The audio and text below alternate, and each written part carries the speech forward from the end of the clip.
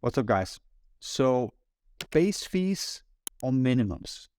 This is a question that I often get with enterprise contracts because, by their nature, often enterprise contracts are ramped into, meaning that the customer will say, well, we are big, so we need a lot of volume. But right at the start, we don't have a lot of volume. So, what are we going to do? And so you want to give the enterprise customer the volume discount because you want to land them. So that's going to make the offer attractive to them. But also you worry that they're not actually going to deliver the volume that they promise you. So there are usually two ways to deal with this. And I want to discuss the pros and cons of each.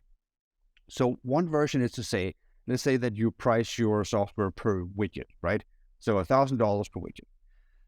And you'll say, okay, so my smaller customers, maybe they have 25 or 50 widgets, and maybe my larger customers have several hundred. Great. So if we do minimums, we might say, well, you need to pay for a minimum of 25 widgets, right? So whatever you do from 0 widgets to 25 is going to be 25,000, but the 26 widget is going to cost you just 1,000. Then you have a linear pricing from there. The other version is to do base fees, to say, well, the software starts at 25K and then we add 1,000 per widget. So one widget is 26K, 25 widgets is 50K, and so forth. So let's take a look at how this works in a spreadsheet. So here we are in the spreadsheet. 3 scenarios: straight line with the minimum of widgets and with a base fee before you start adding widgets. So scenario 1, we see that if we just price 1,000 per widget, at 1 widget, the price per widget is 1,000. At 100 widgets, the price per widget is 1,000, right? So the total price will be 100K here, but the price per widget stays completely flat all through this model. Really easy to understand. Larger accounts would definitely want to pressure for discount, which is the drawback, right?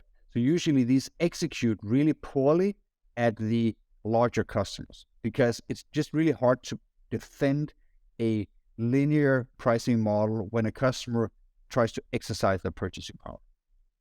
Okay, second model is, well, we are going to charge a threshold, which is the first 25 widgets you have to pay for. So that means that if I'm only buying 1 widget, I pay 25K. So that means that 1 widget is 25K. If I buy 10 widgets, then I pay 25K. So the per widget price now drops to 2,500. And then at 25 widgets, we're back to 1,000. And then we have the linear model going on. Okay, so this is great for entry-level customers that you actually want to monetize those smaller accounts. And so you force them to pay. And of course, in an actual sales setting, you might say, well, we're going to allow you to only do half of that in the first year and so forth. But what you are insuring yourself against is all of these sort of small customers that promise volume but do not deliver. With this model, they're actually priced at volume after a while, if not straight away. However, you still have this issue that the larger accounts will look at the model and say, okay, the minimum widgets is not an issue because I'm going to bring 250 widgets straight away. So who cares about minimum? That's not relevant to me.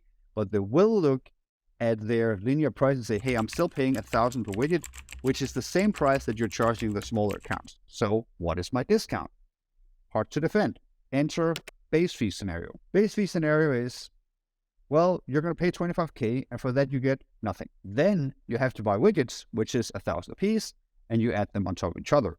So the first widget costs 26,000. Base fee plus 1,000, 26K.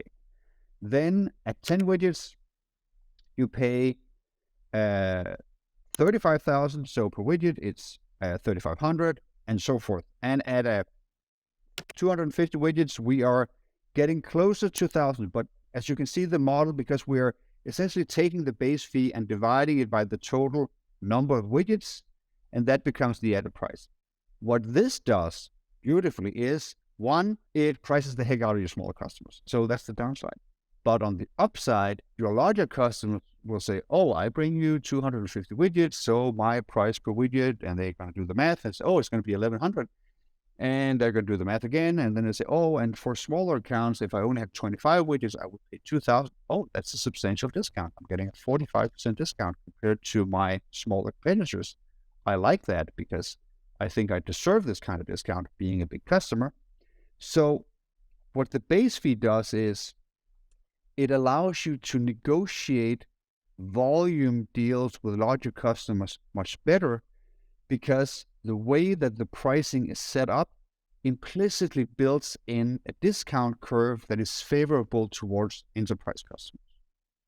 So I've done this a few times where we have taken a pretty linear model like this one over here, and then we just added a base fee, like straight on, just lifted the bottom and say you start at 25K or 10K or 100K, whatever it is, right? And then see the unit price on the nth unit, the 1,000th unit or the millionth unit or whatever the volume is with the software they were selling, actually be easier to defend. So if we had a linear model, the larger accounts would ask for 50% discount on the volume. But if we added the base fee at the very bottom, they would only ask for a 10% discount, because they could already see that they were getting discounts because of the math of the base fee, right?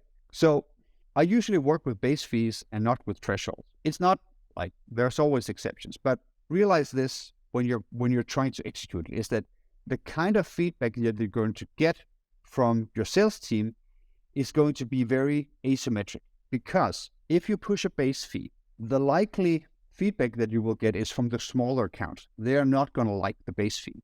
They're going to say, oh, but I only have whatever 10 widgets.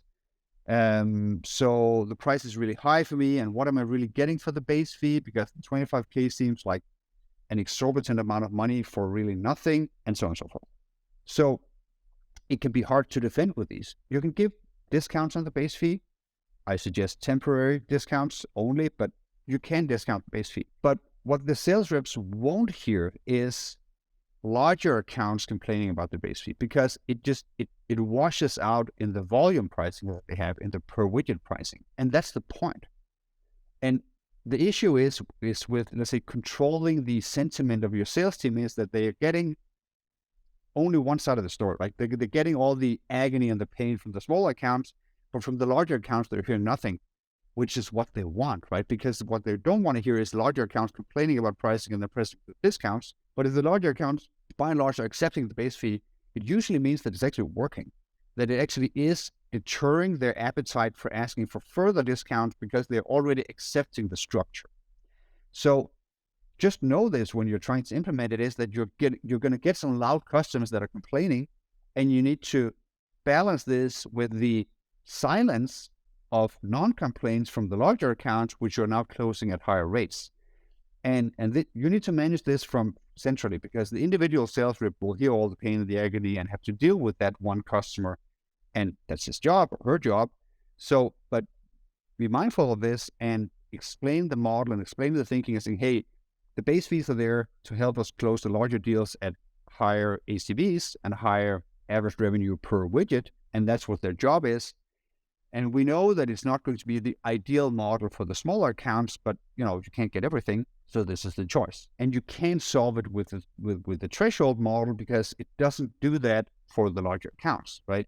It just monetizes smaller accounts better. So I've worked this into a lot of different models, and I've seen all the agony from the sales teams, and I've heard all the complaints from the customers and so forth.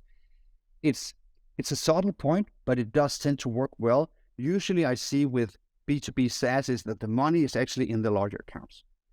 And most models fail in structuring pricing architecture in a way that makes it defensible in negotiations with larger accounts.